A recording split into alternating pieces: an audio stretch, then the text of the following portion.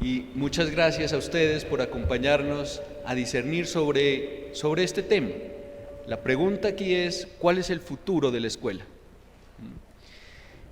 Y ya lo decíamos desde el día de ayer, con las intervenciones que hemos tenido, ¿cuáles son esos desafíos de la escuela que van marcando en perspectiva el futuro? Hay desafíos grandes, hay desafíos demográficos, hay desafíos de tecnología, hay desafíos también que están marcados por lo emocional, por la convivencia, por esa necesidad también de tener una escuela centrada en la persona. Y veamos hacia dónde va la escuela y también hacia dónde va la educación. Entonces, arrancamos el panel con esta pregunta grande que tenemos sobre el futuro de la escuela con la doctora Cecilia, del externado. Bueno, buenos días a todos, a mis colegas de panel, al moderador, y pues agradecer enormemente la invitación que nos han hecho para conversar sobre un tema supremamente complejo. Yo no sé si a mis dos colegas les pasó, pero la pregunta es de lo más complejo que hay, porque es ponerse frente a digamos, a algo que en tiempos como los que vivimos actualmente es completamente incierto. O sea, ¿cuál es el futuro de la escuela en tiempos de incertidumbre que son tan radicales hoy después de lo que nos pasó con la pandemia? Entonces digamos que la pregunta genera tantas inquietudes y tanto compromiso también y tanta responsabilidad con la respuesta, que entonces uno intenta como ubicarse entre lo que quiere uno que sea la escuela, lo que también el mundo mismo nos está imponiendo que debe ser la escuela, que ese es el otro elemento importante, pues porque uno puede querer algo de la escuela y soñar la escuela ideal, pero pues también hay un mundo que arrasa y exige unas formas específicas de escuela y unas formas específicas de relación, de acción en la escuela, que lo ponen a uno también a pensar hacia dónde dirigirnos. En esa dirección, pues hay un trabajo que hicieron dos autores belgas, Maschelaine y Simons, hace unos años, refiriéndose a lo que es la escuela finalmente, y trabajan con una pregunta interesante que es ¿qué es y qué no es la escuela? ¿O qué hace a la escuela? Entonces, cuando uno mira históricamente lo que nos permite hablar de una escuela, pues hay varios elementos que seguramente a lo largo de la evolución misma de la humanidad han permitido definir algo como escuela. Unos de estos elementos tienen que ver con el espacio y el tiempo, o sea, el espacio en la medida que hay un espacio donde ubicar personas que tienen que ver con un tema de aprendizaje, de transmisión de conocimiento, de transmisión de información, como viene ocurriendo en los últimos tiempos, y un tiempo delimitado, porque la escuela, digamos, en toda su trayectoria histórica también delimita un tiempo. Son tiempos cortos, son tiempos diarios, son tiempos semanales, son tiempos en el transcurso de un año, que están permitiendo una organización también interna. Otro elemento importantísimo es el encuentro de personas que facilitan comunicaciones de todo orden, pero también que ponen de preponderancia la existencia de una relación entre una persona denominada maestro, educador, docente, guía, gurú, como queramos llamarlo según la época y la sociedad o la cultura que lo haya considerado, y en esa medida hay este sujeto junto con los otros que tienen como el papel o el rol del aprendizaje, de la recepción de información, de la construcción colectiva de conocimiento, del diálogo de saberes, etcétera, que entran en una relación en este espacio-tiempo. Otro elemento que ha garantizado o que permite hablar de escuela, y creo que este es bien importante, es la garantía de la igualdad. Quizás en las escuelas donde nosotros podemos pensar que existe igualdad, sea cual sean las características de la escuela, pero allí entran los niños, los jóvenes, en una condición distinta que los hace iguales a sus compañeros, que seguramente en donde vamos a encontrar diferencias, pero allí la escuela siempre ha intentado garantizar esta idea de igualdad. Y uno último, que es el que ha sido preponderante en los últimos tiempos, que es la tecnología, que hoy por hoy sería, bueno, toda esta que tenemos alrededor, pero que siempre ha existido alrededor de la escuela, que pudo ser el pizarrón, el libro, el lápiz, el videobeam, bueno, cualquiera de estas tecnologías que están ahí, que han estado ahí para apoyar el trabajo pedagógico.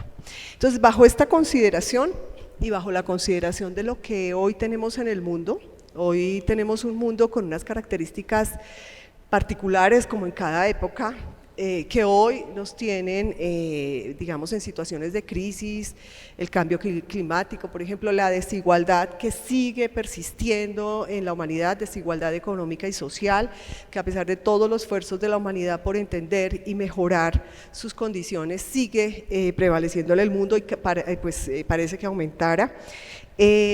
Todo este proceso de avance de la humanidad en términos de la democratización de sus sociedades también a veces tiene reveses que han puesto a las diferentes sociedades en condiciones distintas de dominación, de imposibilidad de crecer como seres humanos y como sociedades, etcétera.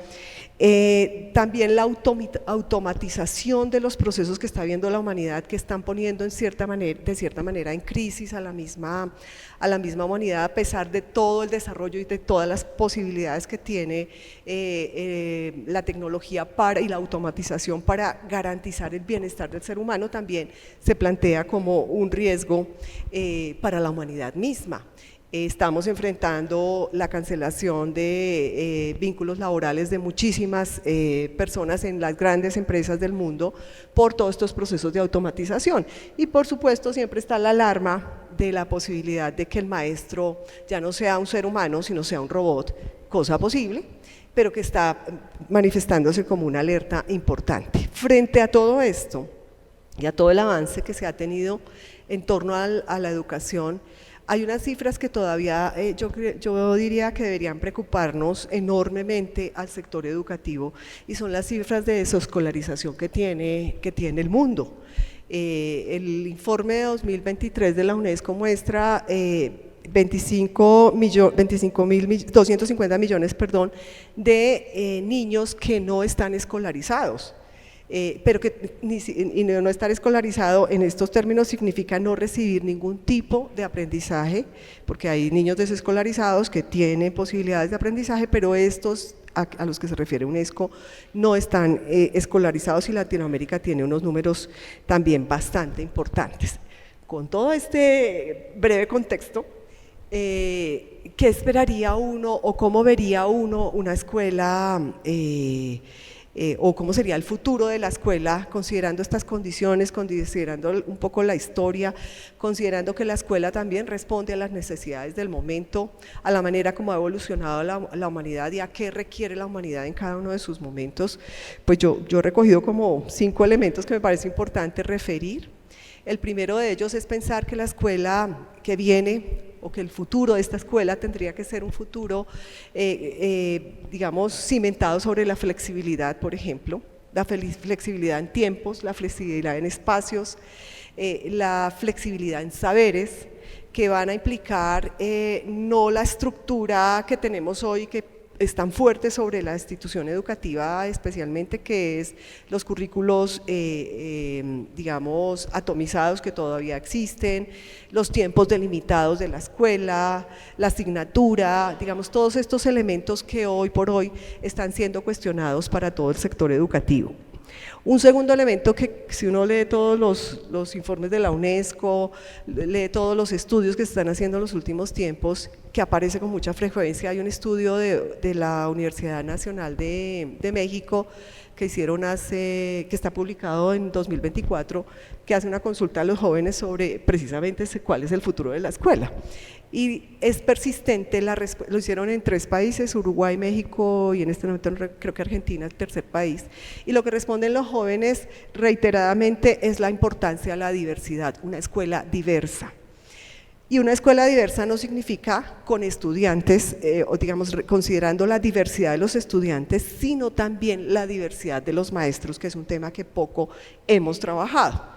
Esperamos acompañar, generar condiciones para que la diversidad sea posible en la escuela, pero a veces esperamos que en la escuela los maestros todos tengan el mismo pensamiento y la misma forma de hacer, ser y pensar. Y esto es un tema que tenemos que también que revisar a la luz de trabajar con la diversidad en la escuela.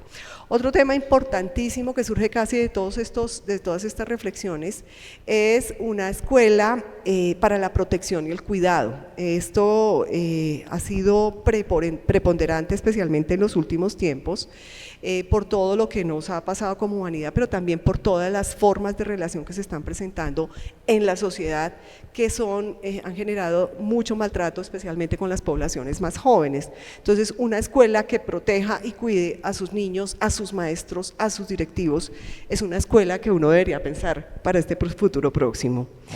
Y el tema multiplicidad, que sería como el cuarto elemento, la multiplicidad en muchísimas cosas. La diversidad nos da especialmente diversidad frente al género, a la discapacidad, a la cultura, pero la multiplicidad nos da la posibilidad, y una escuela mirada hacia adelante nos debe dar la posibilidad de pensar, por ejemplo, no una lengua, sino múltiples lenguas, y no solamente las lenguas de imposición, sino las lenguas, por ejemplo, las lenguas indígenas que forman parte de los contextos nacionales y el nuestro, que tiene una importancia grande.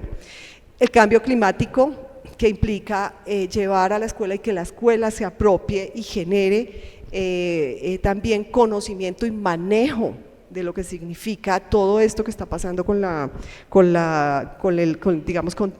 humanidad y su relación con el contexto y con el ambiente en especial. Todas las alfabetizaciones posibles que hoy por hoy son urgentes, la digital, en la que nos llevan una gran ventaja, especialmente niños y jóvenes, que requieren de todas maneras un proceso mucho más sólido de formación, la científica, la textual, la ecológica, la matemática, todas estas competencias que ayudan fundamentalmente a entender el contexto y poder actuar y relacionarse con el contexto de una manera distinta. Derechos humanos y participación democrática como 2 elementos fundamentales para pensar no solamente la escuela en una dirección distinta, sino también la misma humanidad en una dirección distinta, que hoy por hoy está haciendo manifiestos muchos riesgos para la vida y la seguridad el cuidado del mundo entero. Y uno último que yo siempre he resaltado, pero que he dejado de último, que me parece fundamental y que por todo este tema del desarrollo tecnológico y de la automatización y de la robotización siempre deja preocupaciones, es la formación del ser humano y todo el humanismo que debe atravesar de manera fundamental una escuela para el futuro, una escuela en el futuro, en razón a que todo este proceso de automatización y de tecnologización y de digitalización que se ha venido viviendo, pues nos ha llevado fundamentalmente a estar aislados, a estar solos y a no reconocer al otro. Hoy precisamente hablábamos con Gary, que nos hemos visto creo que todo el tiempo vía remota, y hoy tenemos la oportunidad de encontrarnos de manera en 3D, dice Gary. Entonces eso, digamos que para nosotros que tenemos un poquito más de años es mucho más fácil el encuentro así, pero para los niños y los jóvenes que han estado más cercanos de los dispositivos, esas formas de relación son mucho más diferentes, son mucho más difíciles, que hacen que también sus maneras de entender el otro ser humano, el otro humano, sea mucho más compleja. Decía un ex viceministro muy interesante, decía, a mí no me gusta verlos a todos en televisión, que es como la idea, o en pantalla, como la idea de ver al otro que realmente no es un otro real. El futuro de la escuela debería estar o permanecer o mantener la idea de que la escuela es el eje central del ecosistema educativo. El ecosistema educativo hoy por hoy tiene muchas opciones de generar aprendizajes, pero la escuela debe mantener y debería ser ese eje central, en razón a que la escuela es también fundamentalmente transformación social. Hace algunas décadas de la escuela se decía que la escuela era la reproductora del orden social, y eso no es tan cierto, porque la escuela genera condiciones para la transformación. Y ya voy cerrando, y finalizo con una idea importante para pensar cuál es el futuro de la escuela, y es que la escuela es de todos, porque todos tenemos derecho a estar en la escuela, todos. Ojalá lograra la humanidad esto.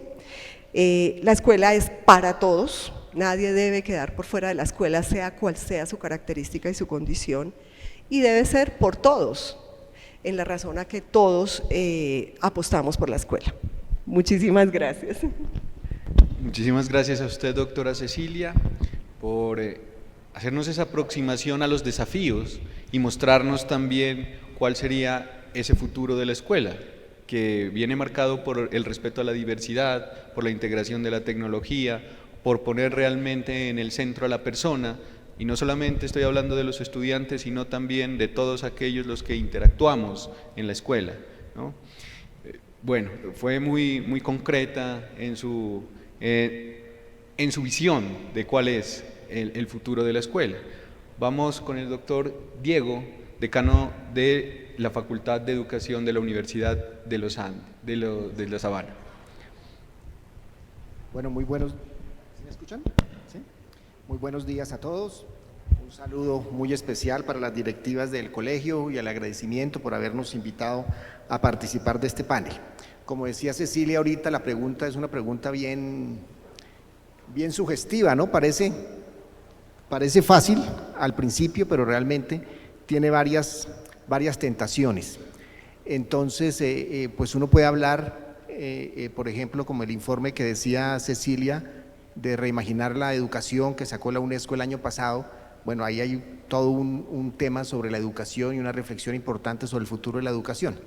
Yo voy a centrarme un poco más en lo que es la escuela como una institución de educación formal y las tensiones, por decirlo de esa manera, que hoy en día tenemos desde el punto de vista de la educación. Para esto, pues se me ocurre hacer las siguientes preguntas. Levanten la mano aquí las personas, veo que hay diferentes edades, ¿no? Pero levanten la mano los que vieron televisión en blanco y negro. Ustedes también, no se hagan. ¿Cierto? Levanten la mano los que hicieron trabajos en máquina de escribir. Levanten la mano los que hicieron copias en papel carbón, con papel carbón. ¿Cierto? Levanten la mano los que hicieron llamadas por teléfonos públicos. Bueno, todo eso ha desaparecido, ¿cierto? Y nosotros estamos vivos. Todo ha desaparecido y nosotros estamos vivos. Uno a veces no se da cuenta, pero el tiempo está cambiando muy rápidamente, ¿sí? Hace unas décadas no habían celulares y hoy en día no podemos vivir sin ellos. Ahora hablamos del Internet de las cosas, etcétera. Lo más importante, digamos, de esta pregunta es poner de manifiesto que la sociedad ha cambiado y el mundo ha cambiado. Nosotros hemos cambiado también. Y aquí ya hay una primera tensión. Mayoritariamente el auditorio levantó la mano ante mis preguntas. Bueno, nuestros estudiantes, los estudiantes que tienen ustedes en sus salones, no escribieron con máquina de escribir, no supieron que era un teléfono público. De hecho, los teléfonos públicos en Londres, que fueron tan memorables, son un tema, mantienen unos para que uno se tome la foto. Eso hoy en día no funciona, ¿sí? Entonces, ¿el mundo ha cambiado? Sí, el mundo ha cambiado. ¿La educación tendría que cambiar si cambia el mundo? Pues claro. Al menos tiene unas tensiones referidas a eso. Estos cambios, ¿en qué han repercutido en nuestros estudiantes? Que digamos, vamos a pensar que es el centro del proceso educativo. Nuestros estudiantes han cambiado. Al contrario de las manos que se levantaron aquí, ellos no son migrantes digitales. Ellos ya son una generación digital. Y esto implica que para ellos el tema de la tecnología pues no es una cosa rara ni es una cosa difícil. Y bueno, no sé si ustedes han visto, pero digamos que uno por desarrollo diría que un niño de 3 años no puede tener la coordinación y disociación del pulgar como efectivamente sí la tienen hoy en día, porque desde pequeños manejan tablets y celulares y todo eso. Entonces hasta el desarrollo ha cambiado, porque hacen cosas que se supone que no podrían hacer. Nuestros estudiantes han cambiado en eso, son tecnológicos, aunque uno ahí también tendría que mirar algunas cosas, ¿no? Porque son tecnológicos en cuanto a su vida, ¿cierto? La forma como estudian ha cambiado, la forma como trabajamos ha cambiado, la forma como incluso descansamos ha cambiado, como hacemos cosas que antes hacíamos. Hoy no vemos televisión igual que antes. Hoy y vemos menos televisión. Estamos más en pantallas, pero vemos menos televisión. Y la televisión es programada. Eso tiene implicaciones para los estudiantes, quieren cosas más rápidas, se han vuelto muy multimediáticos, les gusta más lo visual, las cosas que se procesan con una información un poco más rápida. Entonces ahí tenemos dificultades con la lectura, ¿cierto? Porque hay un tema de interés, de procesamiento de información, hacen muchas cosas al tiempo, tienen bombardeo de información, hay mucha información, son los multitask, que ya sabemos por la neurociencia dice que no es tan cierto que uno pueda hacer tantas cosas al tiempo con el mismo nivel de atención, pero la realidad es que estamos haciendo muchas cosas al tiempo y esto implica unos desafíos a la educación. ¿Cómo integramos toda esta tecnología? ¿Cómo la traemos y la aprovechamos para poder hacer unos mejores procesos de aprendizaje, unos mejores procesos de enseñanza? Esa sería una primera tensión. ¿Qué más cosas han cambiado en los estudiantes? Pues un tema que me parece que es muy importante también es la visión internacional que tienen los estudiantes. Todos, ustedes pueden hablar y de diferentes niveles sociales y todos están interesadísimos en el mundo, quieren viajar, quieren conocer, saben cosas de otro país y las tecnologías nos ayudan porque están conectados, el dominio del inglés sobre todo que cada vez es mayor, pues también ayuda, incluso muchos se hablan con gente que está a miles de kilómetros de distancia, entonces hay un interés digamos muy genuino por eso. Esto genera también desde mi punto de vista un desafío para la educación, porque la internacionalización no significa necesariamente interculturalidad, ni convivencia, ni aceptación de la diversidad, por ejemplo. Entonces, aunque estemos más expuestos a más interacciones, no necesariamente eso significa que convivimos mejor. Y ahí la escuela, por supuesto que tiene algo que decir, ahí hay otra tensión, digamos, particular. Además de la tensión entre lo internacional y lo local. Las escuelas se están volviendo cada vez más internacionales y yo me asombro que a veces los estudiantes uno les pregunta y no tienen muy claro cuál es el río Magdalena, pero sí saben cuál es el río Mississippi, ¿sí? Entonces, bueno, pues está muy bien la visión internacional, pero hay que tener un respaldo, digámoslo así, cultural, digamos un amor también por lo local. Y el tercer, digamos, cambio que yo veo que han tenido los estudiantes, por supuesto esto no es exhaustivo, pues uno podría, si vemos el informe de la UNESCO seguro que van a salir muchos más, pero tenemos un problema de desarrollo afectivo, por decirlo de alguna forma. La Organización Mundial de la Salud ya lleva varias alertas sobre la salud mental de los jóvenes, se dice que 1 de cada 7 jóvenes tiene trastornos de salud mental diagnosticados. En Colombia, el Ministerio de Educación Nacional reportaba que el 44.7% de niños desde los 6 años hasta jóvenes de 24 años están teniendo dificultades, digamos, emocionales, no tanto trastornos, digamos, como diagnósticos oficiales, pero sí dificultades emocionales y por supuesto que la escuela tiene que tener que decir algo al respecto, tiene que responder a estas necesidades que tienen los niños y los jóvenes de hoy en día. Yo creo que esto también será un lugar común para ustedes, los que atendemos jóvenes y niños, vemos pues la cantidad de inquietudes y de dificultades emocionales que tienen hoy por hoy. Podría haber más, voy a quedarme con estas 3, creo que es suficiente. ¿Y en qué estamos las escuelas?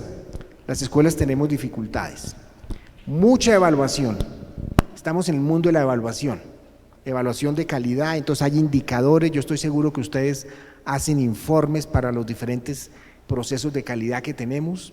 En estos días estábamos trabajando para para acreditaciones, registros calificados, y es llene tablas, llene cuadros, llene tablas, llene cuadros, llene tablas, llene cuadros, lleve indicadores, registre esto. O sea, es una cosa agobiante, pero tenemos que estar ahí, ¿cierto? Hay que estar ahí. ¿A ustedes les suenan los rankings?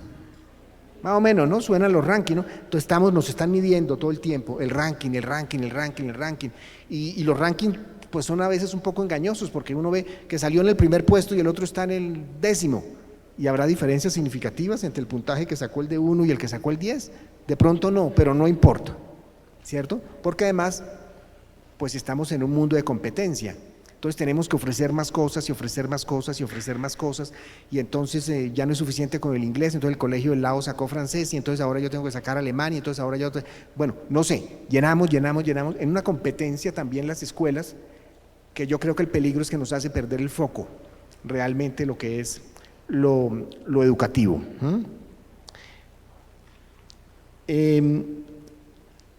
Y obviamente hay presiones también externas, sobre todo para los colegios privados. Yo me imagino que la mayoría del auditorio será de colegios privados, pero leí un informe en estos días que en los últimos años aquí en Colombia han cerrado 1000 instituciones. 1000 instituciones privadas de diferentes niveles, desde muy pequeñas, de pronto hasta instituciones ya muy prestigiosas y de tradición. No hay niños. Ya sabemos que Colombia pasó de ser un país de mediana transición demográfica a ser de alta transición demográfica como en 5 años. O sea, no estamos reemplazando las generaciones, estamos teniendo menos de 2 niños por familia, por persona. Obviamente que esto presiona al sistema, nos vuelve…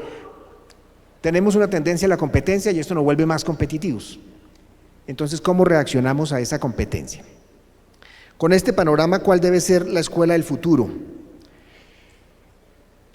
Sin hacer futurología, ¿cierto? Porque me parece muy complicado, uno puede decir va a pasar esto, va a pasar esto. Yo lo que sueño más bien es que la escuela del futuro debe volver a sus raíces, a lo más clásico, que yo creo que en todo este mare magnum de cosas y como los cambios son tan rápidos, a veces respondemos perdiendo un poco el sentido verdadero de la educación. Me gusta venir al significado en latín de educación, que seguro muchos de nosotros lo vimos cuando estudiamos, ¿no? Educare, guiar, formar, desarrollar capacidades intelectuales, morales y sociales. A veces nos centramos solo en las intelectuales. Lo moral, tal vez no. Y a mí me parece que hoy en día es importantísimo. Cada vez más aparece a través de la tecnología. En estos días veían en Harvard un profesor que saca el holograma de Sócrates. Entonces, clase de Sócrates, con Sócrates ahí, y contesta las preguntas. Imagínese usted con la inteligencia artificial ahora, ¿quién puede saber más? Aquí un holograma, y los hologramas son bien, no son como los de Star Wars, ¿cierto? No, esos son, parece que la persona estuviera ahí, eso ya ha avanzado mucho. Sí, eso no se pixela nada, ahí está perfecto. Pues obviamente que él va a tener más información que el profesor. Entonces, lo que hace al profesor ser profesor es la información que tiene. Tal vez hay que ir más allá. Educere, sacar el máximo potencial del estudiante, hacerlo crecer, hacerlo germinar. Y eso solamente se hace con algo que Cecilia también tocó, que es la humanidad. Finalmente, la educación es una interacción entre personas, entre un profesor con un alumno, entre los directivos con el profesor, ¿cierto? Entre los mismos estudiantes, y ahí se empieza a promover la convivencia. Pero para esto lo que necesitamos es recuperar eso. Entonces, ¿cómo respondemos al desafío tecnológico? Bueno, pues ¿cuál es el sentido de la educación? Y ahí le damos sentido a lo tecnológico, porque también la educación a veces es muy proclive a las modas. Y con la tecnología uno nunca puede estar en el último grito de la moda, porque cuando usted ya compró lo último que salió y salió de la tienda, ya no es lo último. Entonces, eso es un tema complejísimo. ¿Cómo vamos a hacer para trabajar toda esa interculturalidad que yo les propongo que trabaje la escuela? ¿Cuál es el sentido de la educación? ¿Sí? ¿Cómo vamos a hacer para atender los problemas emocionales que tienen los jóvenes de hoy, las inquietudes que tienen a ese nivel? Pues acudamos al sentido de la educación, no lo perdamos y no nos dejemos envolver por los indicadores, por el ranking, porque si respondemos a eso, pues estaremos tomando decisiones que realmente no responden a esa orientación específica y humana que es la educación. Muchas gracias, doctor Diego. Y bueno, con este escenario que nos hace un llamado a la escuela clásica también, ¿no? A una escuela donde se rescaten esos principios que son fundantes de la educación, también es algo que en este momento debe ser innovador. Ver qué podemos rescatar de lo que se hacía antes en la escuela, desde los orígenes. Muy bien, y también con esa necesidad de educar a ciudadanos globales, ciudadanos que están interconectados, ciudadanos que requieren el desarrollo de nuevas habilidades y los desafíos también de estar respondiendo a esos cambios acelerados de la tecnología, como lo decía usted. Han desaparecido un montón de cosas, han aparecido otras nuevas, ¿no? Y que a veces nos quedamos estancados en, por ejemplo, los ejercicios que se hacen de planificación con los maestros, que están también a veces restándole tiempo a lo sustancial y que es lo que se debe hacer dentro del aula de clase, y entonces se vuelve un papeleo, ¿no? Y si tenemos sistemas de gestión, como usted lo decía, es reportes, es hacer este tipo de cosas que a veces quitan tiempo y restan esto también a lo que se hace dentro de las planificaciones efectivas en el aula de clase. Muchas gracias, doctor Diego. Vamos con el doctor Gary, de la Universidad de los Andes. Vale, ¿me escuchan bien? ¿Está bien? Sí. Vale. Pues bueno, muchas gracias a Felipe y al colegio La Enseñanza por esta invitación. Tema súper pertinente y es como el eslogan de la educar en tiempos de incertidumbre. Yo voy a tratar de responder la pregunta que nos planteó Felipe y concuerdo con mi colega Cecilia, es una pregunta compleja. Voy a responderla como en 3 partes, muy brevemente. Creo que, pues Diego decía no hay que hacer futurología, estoy de acuerdo, pero esta pregunta que nos planteó Felipe es bien compleja porque suena un poco a juguemos a predecir, a adivinar o tener una bola de cristal. Entonces yo me voy a permitir decir que para responder esa pregunta del futuro uno necesita un marco, ¿no? Pues esto podrá sonar muy académico, pero uno necesita un marco desde el cual pararse para leer sin caer en la especulación de futuros, ¿cierto? De la bola de cristal de a ver, dime a ver si le pegamos al perrito, como se dice. Y me parece que ese marco puede ser interesante en términos de lo que se ha denominado el pensamiento de futuros. Es algo en lo que hemos venido trabajando con algunos colegas en la Universidad de los Andes y por fuera de la universidad. Tiene que ver con algo que se ha desarrollado desde hace 50 años o más en el Instituto del Futuro de la Educación, perdón, de los futuros, que se ha venido desarrollando también en otras partes del mundo, muy poco en Colombia, pero tiene que ver con eso. ¿Qué significa estudios del futuro? ¿Qué significa pensar el futuro? ¿Qué significa idear algo más allá de esto que hacen los administradores? Es la famosa prospectiva o pensar por escenarios, pues eso es como lo más común en ciertas carreras, pero esta pregunta que nos plantea Felipe tiene que ver con eso, con un marco que nos ayude a pensar el futuro, y yo creo que es una pregunta pertinente. Desde este marco del pensamiento de futuros, Future Thinking, uno puede encontrar cosas interesantes como por ejemplo ese sesgo que tenemos a mirar el futuro desde las cosas actuales, es decir, miramos con añoranza esto que ha venido funcionando antes y queremos que el futuro se parezca, o le tenemos miedo a ciertas cosas que están ocurriendo ahora y así visualizamos el futuro. Entonces el problema con una perspectiva como esta es que nos ancla a una versión no distópica, pero sí fatalista o determinista del futuro, ¿cierto? Aclaro esto que estoy diciendo porque el Foro Económico Mundial dijo en 2017, el 65% de los niños y niñas de la primaria van a ejercer trabajos que todavía no existen. Probablemente ayer en la jornada mencionaron algo de esto, pero en estas señales de cambio, pues uno diría, el problema no es para nosotros, sino para quienes estamos enseñando. Esos niños, niñas y jóvenes, pobres, ricos, de zonas vulnerables o de la élite, van a tener que enfrentar problemas en el futuro. ¿Cómo estamos educando para ese futuro? Es una pregunta. Otra de las cosas que me parece interesante en este marco es, por ejemplo, lo que se diría con evitar predicciones. Uno no debe jugar a la predicción, a la futurología, uno debe plantear escenarios a partir de señales de cambio, señales débiles, por ejemplo. Y todo lo que han dicho mis colegas aquí son señales de cambio.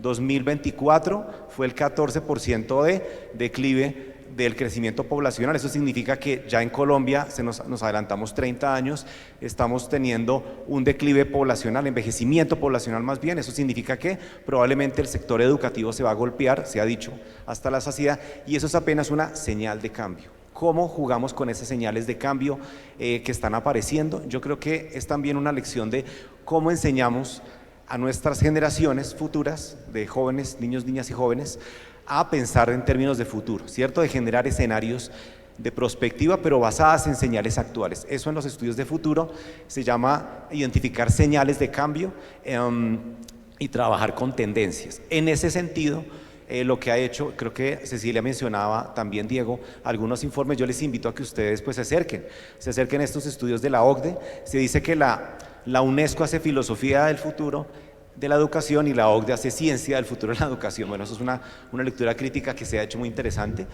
pero este informe del 2020 de la OCDE, Back to the Future of Education, volver al futuro de la educación, pues ustedes probablemente lo han escuchado, menciona 4 escenarios, pero no son de jugar a la bola de cristal. Se imagina la OCDE 4 escenarios donde la escuela se enfrenta a escenarios adversos, prometedores o no tan prometedores, y yo creo que nos dan una pista, porque tenemos nuevamente este sesgo de pensar futuro igual tecnología, innovación igual tecnología, y pues no necesariamente. Habría que pensar entonces en estos 4 escenarios que ustedes encuentran en este informe de la OCDE, unos quizás más adversos para nosotros como educadores. La escuela se acaba, sencillamente se distribuye en la sociedad, se vuelve un hub, centros de aprendizaje, se hiperpersonaliza con la tecnología. En fin, hay otros escenarios donde tendemos a pensar que la escuela simplemente se expande, se conecta gracias a la tecnología, pero más allá de ella se pueden cerrar brechas gracias a la tecnología, pero también la tecnología expande brechas. En el momento en que hablamos de inteligencia artificial, todos estamos emocionados, lo que se llamaría como el ciclo de Gartner. Estamos con un ciclo de sobreexpectativas, sobre eso voy a hablar más adelante en la presentación que haga. Pero entonces en ese ciclo de expectativas, lo que estamos también es generando, digamos, probablemente unas señales en las cuales podemos estar abriendo brechas, ¿cierto?, entre unas poblaciones y otras. Nuevamente entonces la invitación es a pensar en términos de futuros, pero futuros en plural, una diversidad de escenarios donde debemos dar mensajes esperanzadores a las generaciones jóvenes. Y yo creo que aparte de comenzar a jugar con estos escenarios que ya la OCDE lo ha hecho, también el informe sobre el futuro del trabajo de la OCDE también es interesante, el 2025, menciona también algunas señales de cambio de lo que están demandando las profesiones, como, y esto lo analizo en un curso en la universidad, se llama Cultura Digital, Inteligencia Artificial y Educación. Analizamos un poco eso. Bueno, ¿qué pasa en un escenario en el cual la mayor demanda del trabajo está automatizado y cada vez más en esta división social del trabajo sociotécnica, pues ya las máquinas van a tener una mayor participación? No significa que vayan a perderse de los trabajos, sino que se van a transformar. ¿Eso qué mensaje le envía a nuestros niños, niñas y jóvenes? Creo que es un mensaje también que tenemos que hacernos como educadores. Entonces, nuevamente, Felipe, yo diría, tenemos que comenzar a visualizar escenarios futuros esperanzadores. También pueden haber los adversos, pero entonces, ¿cómo nos preparamos los educadores en estos escenarios y con este marco de pensamientos de futuro? Algunos autores como Miller y Sanford han empezado a trabajar esto de alfabetización del futuro, Futures Literacy, y eso me parece que es importante, nuevamente porque el argumento que dan él y otros autores como Peter Bishop es, por ejemplo, nuevamente las generaciones futuras son las que van a enfrentar problemas que a nosotros no nos van a corresponder directamente resolver, y eso nos llega a una responsabilidad muy grande a nosotros los educadores, bajo una consigna, y es: el futuro no es algo fatalista que nos tenga que llegar, sino que podemos diseñar futuros, y diseñar futuros bajo la idea de que tenemos la competencia, digamos, de la innovación. La innovación debería ser una competencia, un commodity, digamos, en términos de un bien colectivo, algo que desarrollamos en nosotros como maestros, pero que también los estudiantes lo pueden desarrollar, pero entendiendo que la innovación es una capacidad que nos puede llevar a imaginar futuros distintos. Nuevamente bajo una consigna no distópica o desesperanzadora y nihilista, sino que les dé esperanza, porque ustedes saben que en todos estos estudios de la educación se dice que ya no hay proyecto de vida de los jóvenes, o que ya no les interesa estudiar, endeudarse con carreras costosísimas. Entonces, ¿hay una crisis de sentido y de proyectos de vida? Claro que sí. En ese sentido, lo que tendríamos que hacer es enseñarles a pensar en términos de futuros, pero en escenarios de futuro donde ellos tengan agencia, capacidad de acción. No simplemente me va a tocar el futuro, pues que nos llegue, sino cómo podemos enseñarles y darles herramientas para que puedan diseñar ese futuro y no simplemente sean partícipes pasivos, si es que cabe el término, ¿vale? Yo dejaría hasta ahí. Muchas gracias, doctor Gary. Ayer precisamente dábamos algunos datos sobre el informe sobre el futuro del trabajo y lo revisábamos aquí, pero también hay una preocupación ahí, es que es posible que la escuela se convierta más en una productora que responda a esos datos específicamente del trabajo, y pues quizás esa no sea la función de la escuela, ¿no? Entonces, con esto un poquito y desmenuzando la pregunta grande, quiero abrir como el segundo ejercicio que proponíamos, y es dialogar con unas respuestas un poquito más cortas sobre algunas preguntas asociadas a esto. Y vamos pues con esta, que sería ¿cuál es la función social de la escuela también, ¿no?, en el futuro? Esa es la primera, para hacer el ejercicio nuevamente de charlar acá. Doctora Cecilia, utilicemos este micrófono que se escucha mejor.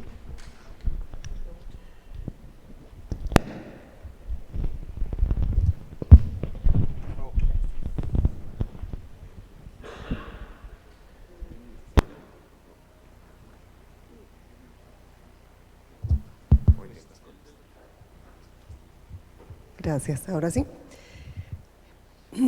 La función social de la escuela, yo creo que de la escuela del siglo, especialmente del siglo XIX, del siglo XX, me voy para atrás, Gary, aquí perdonando los pensamientos de futuro.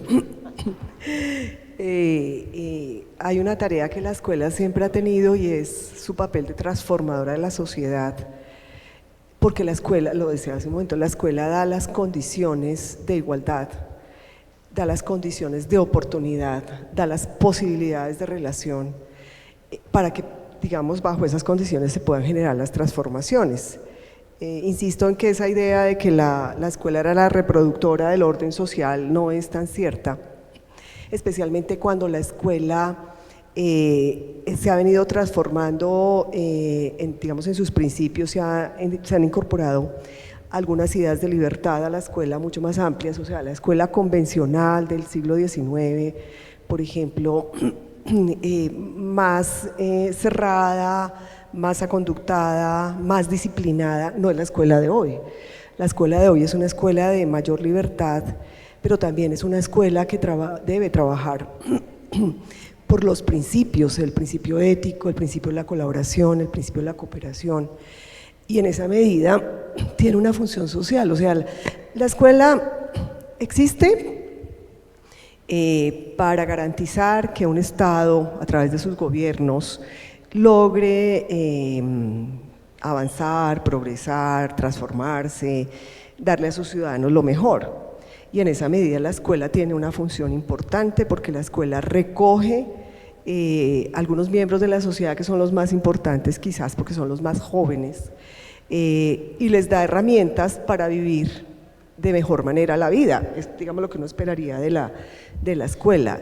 En esa dirección, pues su función social es fundamental, porque genera transformación, porque construye, profundiza en la formación de valores, en las posibilidades de relación, en los saberes que se necesiten, que no son hoy solamente los saberes del conocimiento científico, y eso, digamos, es una tarea que la escuela también ha venido reteniendo, la escuela formal, digamos, y hay un montón de saberes que se han desconocido mundialmente, que son, por ejemplo, los saberes ancestrales, y que por darle paso exclusivamente a los saberes científicos, pues se han desconocido muchas cosas que seguramente pudieran haber mitigado un poco el impacto de la destrucción que le estamos haciendo al medio ambiente. Entonces, hay un montón de elementos que la escuela tiene que nosotros debemos mantener por esa condición de ser una transformadora de la sociedad, porque no replicamos exactamente lo mismo, porque si van a la escuela los niños es porque hay unas condiciones que le van a permitir al niño relacionarse y ser distinto, que trae de su casa, sí, este es un poco el texto que les mencioné antes, que se llama La defensa de la escuela, que se escribió en 2017 creo, pero es el que no va a la escuela tiene más dificultades de relacionarse. Hay una corriente muy fuerte hoy que es el homeschool, que bueno, tiene sus características, tiene digamos, sus fortalezas, pero también queda de base todo el cuestionamiento de cómo se da la relación con el otro, cómo yo en el encuentro con el otro, en el enfrentamiento con el otro que se da en una escuela que orienta, que regula, que apoya, que entiende, que aprende, que comprende, que escucha, cómo yo puedo en ese enfrentamiento salir adelante y no quedarme como un sujeto individual que va a pensar solamente en sí mismo. Aquí me estoy metiendo en camisa de 12 varas porque seguramente muchos de ustedes tienen la opción de homeschool como una opción de formación, pero es un tipo de escuela que a mí me inquieta mucho. Además es muy costosa, no accede todo el mundo a ese tipo de escuela. Entonces la escuela sí es un espacio de transformación social por todas estas características que yo he mencionado y por lo tanto su rol es generar esos procesos de transformación. Que nos hemos quedado cortos seguramente sí, en el proceso pues, que hemos llevado, que hay muchas cosas, la escuela le hemos cuestionado siempre que se queda atrás de todo lo que el mundo va avanzando, pero pues también la escuela tiene ese reto de garantizar esos procesos de transformación. Sí. Y también en este nuevo escenario es necesario que desde los más pequeñitos, que tienen una mente muy creativa, ¿no?, se empiece a conectar con esos grandes problemas de la humanidad, sin trasladárselos a ellos. Pero pensaría también que esa tarea que tiene la escuela social, ¿no?, para impulsar muchas de las cosas que tenemos ahora en los países, es que se vuelvan unos centros de pensamiento, ¿no? Es decir, que empiecen desde ahí a pensarse las soluciones de esos problemas grandes de la humanidad. A veces, digamos, esto se traslada como a universidades, ¿no?, a organizaciones, pero dejan aisladas de esas realidades a la escuela. Pero ese es el llamado que hoy casi a gritos se está haciendo, pienso yo, o sea, llevar, por ejemplo, todos los temas del cambio climático a la escuela. Digamos, si uno mira todas las propuestas montessorianas, de Crowley, todos los del siglo pasado, de principios de siglo, si miramos toda la propuesta de Vygotsky, por ejemplo, o sea, eran propuestas que estaban buscando estrechar la relación de la escuela con el entorno, que nosotros dilatamos esa relación, eso es cierto, pero uno cuando vuelve, ahí volviendo un poco a lo que plantea Diego, volver a lo fundamental de la escuela y lo fundamental de la pedagogía, no es irnos para atrás porque lo fundamental de la pedagogía sigue ahí, es que uno se asombra de ver todas estas metodologías, o más bien yo diría que son técnicas que surgen como la gran innovación pedagógica y dice uno, pero pues eso tiene su asiento en todas las propuestas pedagógicas de base que se empujaron muy fuertemente desde principios del siglo XX, pero pues que realmente la escuela no las acogió porque pues el sistema que se impuso fue el sistema más del orden comportamental y conductual, que era controlar finalmente el estudiante, disciplinar el estudiante, pero digamos que todas estas otras opciones que se han desarrollado menos, se han impactado menos la escuela, son las que pensaron la escuela en relación con el entorno, y de ahí para adelante hoy es lo que se clama de alguna manera el tema de la diversidad, el tema del cambio climático, o sea, los problemas del entorno, todo este tema, toda esta tecnología, toda esta técnica más bien de la BPE y ahora del aprendizaje basado en riesgos, que finalmente es todo esto, lo que está buscando es que la escuela tenga una relación estrecha con el entorno y pueda pensar también los problemas, no para que los resuelvan como el científico, pero sí para pensarlos y prever las posibilidades de solución desde que son niños, como usted lo dice, Felipe. Muchas gracias, doctora Cecilia. Doctor Diego. ¿Se escucha bien? Sí. La función social de la escuela pues es política. La escuela es política. porque la escuela forma ciudadanos, ciudadanos para la sociedad, y en ese sentido, digamos, cambia un poco el panorama, porque digamos que los clientes nuestros, pues es la sociedad, pues a través de unos estudiantes que nos llegan, a través de unas familias, a través de pues, las personas que atendemos, pero fundamentalmente pues la escuela forma ciudadanos, y forma ciudadanos que pues deberían tener claro un aporte, digamos, a todo el proceso de desarrollo humano, que también implica desarrollo social. Yo creo que esta es una de las grandes problemáticas que tenemos, y es que la escuela no es para enseñar contenidos. Los contenidos que enseñamos deben servir para que estas personas sean mejores ciudadanas.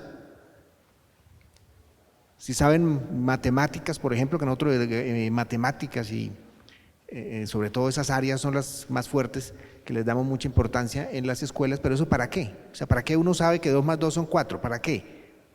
Entonces esto es porque debe servir para algo, pero fundamentalmente la función de la escuela me parece que es una función política, no proselitismo político, sino política en el sentido de formar ciudadanos para un mundo al cual ellos tienen que aportar y tienen que construir, y hay buen material, ¿no? Porque, por ejemplo, un indicador que mencionó también Cecilia, que yo no dije cuando hablé de los estudiantes, hoy en día hay más sensibilidad y conciencia del tema ambiental, que hace unos años no lo teníamos, y eso está redundando en que la escuela mejore esta formación de ciudadanos. Pues no lo sé, ahí tendríamos que ver. Y para lograr esto, y ya termino, solamente el tema es que yo creo que la escuela tiene que aprender a ver todos esos procesos macrosociales en los procesos microsociales que ella encarna, ¿sí? Entonces, miremos cuáles son nuestras prácticas. Y esas prácticas microsociales están reproduciendo los macrosociales, las buenas y las malas.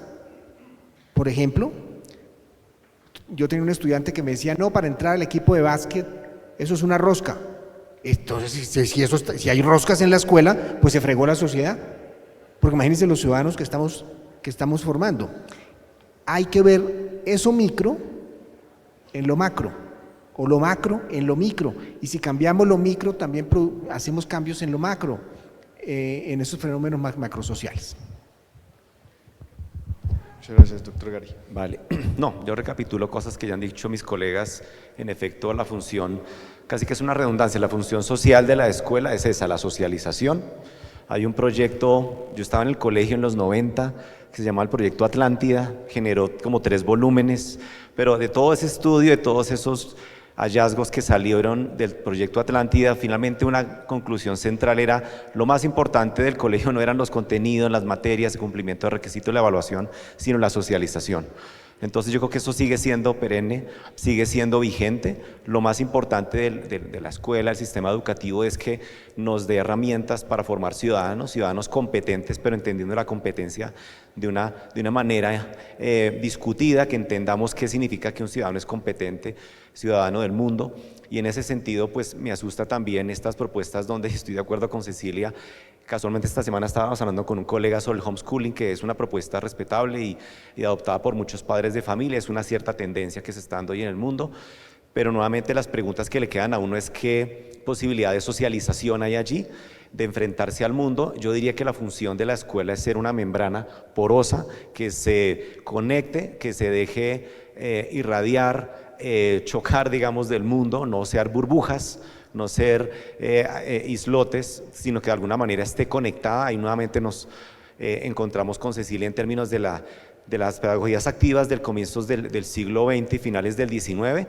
Cada uno de ustedes acaba de tener su pedagogo favorito. Uno de los que más me gustan es Freinet, porque habla de la conexión entre la escuela y la vida, el mundo social. Yo creo que esa es la función social de la escuela, y es no hacer caso omiso a lo que está ocurriendo en el mundo, pero también darles herramientas a los estudiantes para que conozcan ese mundo y sepan que son responsables del mundo que vayan a construir en el futuro.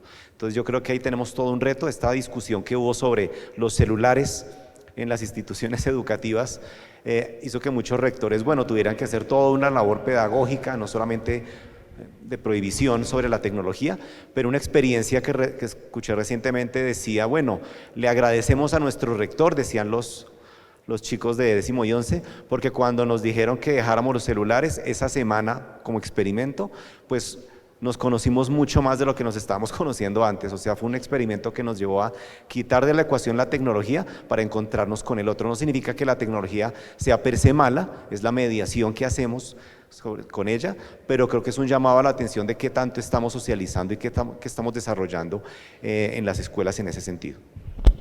Muchas gracias, doctor Gary. Me voy a pasar a un terreno que pues, para ustedes es muy cercano, y es lo siguiente, y es que la transformación de la escuela tiene que ver también con, por supuesto, la transformación de las prácticas pedagógicas, y dentro de esto, los programas de licenciatura deberían responder a esas transformaciones, porque serán los profesores que atiendan pues a los ciudadanos que estamos esperando en la escuela. A mí me genera una preocupación, y voy a ponerlo como ejemplo, y es lo siguiente. Hace poco revisé el programa de formación, yo soy licenciado, de mi universidad, a ver qué tanto se había transformado. Igual. Yo me gradué en el 2007 de licenciado. Igual, no se había transformado. Entonces la pregunta aquí es, ustedes que están a la cabeza de grandes universidades donde se forman los docentes, ¿qué transformaciones ha requerido esos programas de licenciatura para responder a la escuela del futuro? Sí, Gary me dice que hable como representante. Yo tengo un rol, lo voy a confesar para condenarme más. Soy la presidenta de la Asociación Colombiana de Facultades de Educación. Y digamos, esta inquietud es enorme porque es que nosotros lidiamos un poco entre lo que queremos hacer como facultades de educación, lo que los gobiernos de turno ordenan que hay que hacer, las necesidades que hay en la escuela, que a veces no tienen nada que ver con lo que los gobiernos de turno demandan. Entonces jugamos entre todo eso.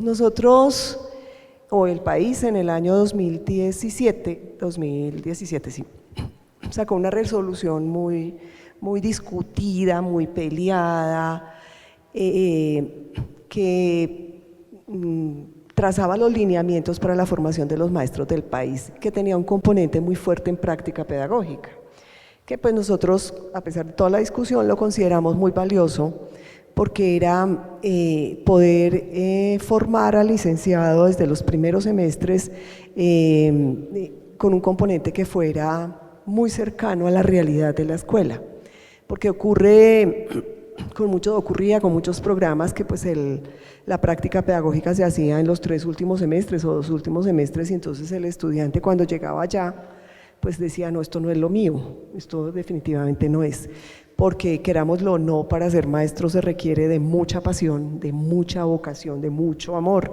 porque esta es una labor que requiere de mucha humanidad y de mucha sensibilidad, y para eso no están todos preparados, no todos son para eso. Esa resolución que nos marcaba la ruta de formación se supone que debería estar reflejada en lo que seguramente Fabián miró, pero porque eso, a partir de eso es que nos evalúan a nosotros en las facultades, en el Ministerio del CNA y las instancias respectivas, para saber si efectivamente cumplimos o no con lo que el ministerio está demandando. Esa resolución que salió en el 2017 cayó en el 2019 con un decreto que se sacó para toda la educación superior. Ayer precisamente conversábamos un poco sobre el tema, y es una inquietud que hay hoy desde la sala que evalúa los programas de educación en la CONACES, en el CONACES, y la preocupación es que después del 2019 los programas dejaron de atender, algunos programas que se están presentando dejaron de atender los elementos sustanciales de la formación. Hoy queremos retomar el tema, queremos volver a pensar en las orientaciones, pero ya no dirigidas solamente o emanadas solamente desde el Ministerio de Educación Nacional, sino con un rol importante desde las facultades de educación. Pues porque nosotros estamos en el tema de formación, queremos trabajar esto también con las escuelas normales, pero sí nosotros somos muy conservadores, muy conservadores, los maestros no solamente las facultades, sino los maestros, en el ejercicio docente, quizás porque la estructura institucional también nos obliga a hacer eso, porque la estructura institucional o la institucionalidad nos dice estas son las asignaturas, por ejemplo la ley 115 que rige los programas, que rige la definición de los programas, de los currículos en las instituciones educativas del país, hoy por hoy, después de 30 años, 31 casi, ya cumplió 31, sí, habla de unas áreas y unas asignaturas y de ahí no se puede mover, por ejemplo, el sector público, el sector privado tiene un poquito más de flexibilidad, pero cuando no se puede mover de ahí significa que el profesor le responde a uno, yo que voy a hacer proyectos, por ejemplo,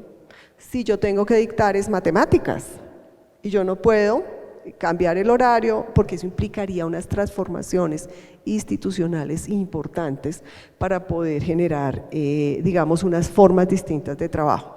El papel de las facultades en todo esto, pues por supuesto es sustancial, pero si uno cuando estamos en Bogotá terminando una investigación con el capítulo de Bogotá, se llama capítulo centro, que recoge 30 y algo de facultades de educación, es el capítulo más grande de la asociación tiene vinculadas 96 facultades de educación y Bogotá tiene como 32 más o menos, y estamos terminando una investigación que está mirando qué es lo que ha pasado en esos cambios de currículo que han habido las facultades. Yo no me voy a meter con los nombres de las instituciones ni nada de eso, pero las facultades de más trayectoria, las facultades de las universidades más fuertes, acogen la norma, pero mantienen de manera muy importante unos principios pedagógicos que hacen que sus estudiantes y sus egresados realmente sean mucho más pertinentes para lo que requiere la sociedad. Las facultades menores, las más chiquitas, las que están entrando, se acogen a lo que dice el ministerio, pero más literalmente, pero no en el ejercicio específico. Casi que reproducen lo dicho por el ministerio, pero no tienen distancia crítica frente a eso, y creo que eso le ha servido a las otras universidades para poder tener una formación muchísimo más pertinente. Hay temas que en la formación de los maestros no están, que poco a poco hemos venido incorporando. Hace como unos 7 años hicimos un ejercicio con Bogotá, que digamos es un referente nacional, y el tema, por ejemplo, de diversidad no estaba. Preguntamos específicamente qué componente de diversidad maneja usted en el programa de formación, no estaba. Las respuestas eran sí, la universidad tiene como misión tal cosa, sí, eso está en los principios de la universidad, pero no estaba en sus programas, o porque somos más lentos en esa incorporación y porque las normas a veces no nos dejan movernos bien. Pero si tomamos distancia crítica de las normas y podemos jugar un poco en esa relación de la norma con las necesidades del contexto, lo hacemos mejor y lo hemos hecho mejor en algunos programas, pero es un tema que nos tiene pensando permanentemente, pues porque nosotros sí necesitamos generar un ajuste sustancial en nuestros programas para responder a las necesidades que hoy se demandan de la formación de los maestros. Pero yo qué pena, me extiendo un poco, es que ese es pues mi tema del día a día. Los maestros requieren una formación conceptual importante, pero también requieren una formación en sus competencias socioemocionales importantes, que no estaban, eso no se contemplaba, y son fundamentales, porque el maestro también necesita ser cuidado, el maestro necesita bienestar, y de él no nos hemos ocupado mucho. Pero hay otros temas también que están ahí, todo el desarrollo de la competencia digital, por ejemplo. Pues los maestros hoy están entrando un montón de maestros jóvenes que manejan muchísimo mejor todo ese tema, pero el maestro mayor no lo hace o no lo hacía. Este tema tampoco estaba dentro de los procesos de formación, no lo obliga ninguna norma, pero se ha venido incorporando. La pandemia definitivamente sacudió todo esto y se han venido incorporando, pero nos ha tocado poco a poco, porque no es tan sencillo por las estructuras también que tenemos a nivel nacional y a nivel institucional. Perdóneme haberme extendido un poquito. No, tranquila y muchas gracias. Doctor Diego, entendiendo estas limitaciones, pero que se ha hecho desde la universidad. Bueno, dos cositas para mencionar allí, muy de acuerdo con todo lo que ha dicho Cecilia, porque sí, ha sido un trabajo grande que se ha hecho en estos años. Primero, la reflexión pedagógica. ¿Sí? Yo a veces siento que los educadores le sacamos el cuerpo a la reflexión pedagógica y pues sin eso, pues ese es el saber de la educación. Entonces todo proceso debe partir de una reflexión pedagógica muy fuerte que involucre las innovaciones. Toda innovación debe ser pedagógica. Entonces, ¿que vamos a usar inteligencia artificial? Bueno, y pedagógicamente, ¿cómo se usa para que realmente sea una innovación? Entonces, ese es un elemento que me parece importante. Y el segundo, la investigación. La educación es muy contextual. Probablemente lo que aquí es una problemática, en el colegio aquí al lado, ni siquiera me voy a ir para unos lejísimos, aquí al lado del colegio que haya, probablemente hay unos matices distintos. Entonces, aprender a investigar en el aula y en el sector educativo y ser flexibles en las metodologías de investigación que se usan, me parece que es un elemento bien importante. Lo otro es que, aunque no tanto como quisiéramos, yo creo que ha habido un avance en el tema, sobre todo educación inclusiva, que no es lo mismo que la interculturalidad que digo yo, ahí creo que nos estamos quedando muy cortos, o que toda la diversidad que hablaba Cecilia ahorita, pero digamos que eso es algo que yo he percibido, que hay un avance, cada vez hay más, digamos, interés por que los profesores tengan formación a este nivel. Son como los grandes cambios, digamos, que yo veo, o al menos hacia donde podemos ir. Lo que pasa es que hay algunos elementos de formación en los cuales nos hemos rajado. Y entonces, por ejemplo, y los informes de la UNESCO lo muestran, en Colombia y en América Latina en general, nosotros no tenemos solucionado el tema de que los niños aprendan a leer y escribir. Y resulta que ha avanzado mucho el conocimiento pedagógico sobre eso. Entonces, eso es algo que no puede ser negociable. Los profesores tienen que salir, los licenciados en educación infantil, tienen que salir con esa competencia, y hay que seguirle dando esa competencia porque es una deuda que tenemos con nuestros niños. ¿Sí? Todas las evaluaciones muestran que no, y ahorita tenemos que ser más innovadores, porque ahorita les gusta más lo visual y el procesamiento más rápido que la lectura, pero eso no es negociable porque esa es una competencia para aprender durante toda la vida, entonces no es negociable. Entonces algunas cosas van a tener que permanecer, pero obviamente innovando. Entonces las nuevas tecnologías, por ejemplo, nos ayudan a eso. Lo mismo con el tema de competencias socioemocionales. Por ejemplo, yo creo que los colegios deben trabajar mucho lo que es, y obviamente en la formación, lo que es el desarrollo de las emociones morales, la empatía, la simpatía, por ejemplo, el metaverso y todo ese tipo de cosas ayudan mucho a trabajar esas emociones. Entonces, eso tiene que volverse un contenido de innovación y reflexión pedagógica en la formación de los licenciados. Muchas gracias, doctor Diego. Doctor Gary, ¿cómo responde la Universidad de los Andes a estas transformaciones? Listo, no, brevemente, y para recapitular lo que han planteado mis colegas, términos complementarios, es una pregunta compleja la que estamos haciéndonos las facultades en términos de pertinencia, y ese es un tema, digamos, por lo menos para nosotros como Facultad de Educación, el tema de una educación pertinente se vuelve compleja. Por lo menos para mí, a mí me conflictúa mucho esto de que siempre veo que el sistema educativo utiliza una metáfora, de la del árbol de Navidad, como que le vamos poniendo una bolita más al árbol, ¿cierto? Esto es lo que Alberto Martínez Boom llama la curricularización. Entonces, hay un problema de educación sexual, una cátedra de educación sexual; hay un problema de diversidad e inclusión, pongámoslo en una cátedra; hay un tema, digamos, de nuevas tecnologías de inteligencia artificial, entonces competencias digitales, y vamos cargando al sistema educativo, desde la básica hasta la universidad, de temas que son urgentes socialmente, pero que todo lo carga la escuela. Primero la escuela y después la universidad. Entonces, en eso las facultades de educación tenemos un reto, y es tratar de, como decía Cecilia, atajar unas presiones de rendición de cuentas, que eso no es solamente en Colombia, sino en el mundo. Esta lógica de accountability, como de rendir cuentas en sistemas de evaluación, donde se supone que tenemos que rendir unos indicadores de logro, pero al mismo tiempo tenemos que cerrar unas brechas y atender unas demandas cada vez más urgentes.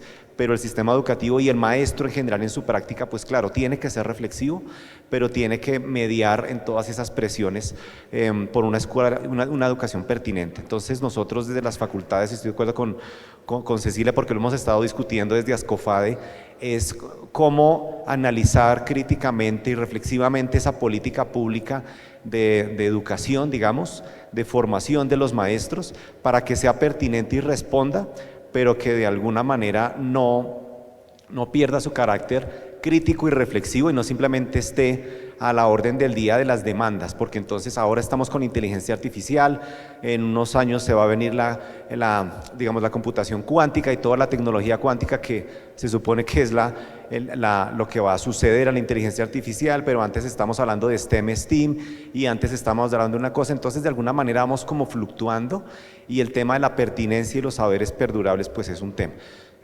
Como facultad tenemos ese reto, es una educación pertinente para un país que está lleno de brechas y el gran reto, lo sabemos todos, es que muchos de los estudiantes de licenciatura que ingresan llegan con unas brechas de aprendizaje que las universidades, las facultades tenemos que cerrar y al mismo tiempo tratar de que ellos reconozcan esas brechas en los estudiantes a los cuales digamos van a formar, y en ese sentido es también una sensibilidad por reconocer esas brechas y tratar de cerrarlas, y para eso pues hay todo un trabajo que estamos haciendo como facultades, me parece yo pues muy crítico, pero tratando digamos de hacer un trabajo colectivo, y que lo diga aquí Cecilia, y es bueno tratar de conversarnos más. Somos una cultura muy fragmentada, muy de islotes, nos cuesta mucho compartir lo que dice el maestro en un aula, en la misma institución, a veces no se enteran los otros maestros, pues lo mismo ocurre con las facultades, en la academia, entonces esa cultura de la colaboración cuesta, y es un tema también de mentalidad de crecimiento, de ponernos a disposición de la sociedad, y en ese sentido hay que romper una mentalidad digamos de fragmentación y de no colaboración. Entonces es una pregunta también por qué tanto estamos colaborando y abriéndonos para innovar. Bueno, muchísimas gracias a ustedes por haber participado de este panel y para tratar una pregunta que no es fácil y que no se va a responder en una hora, ¿no? Pero desde los planteamientos que ustedes nos han dado en este panel y las luces que nos dan hacia dónde va la escuela en el futuro, pues esperamos que los asistentes se lleven ideas que puedan ser también implementadas en sus instituciones educativas. Muchas gracias a ustedes y esperamos tenerlos en otros espacios acá. Un aplauso, por favor.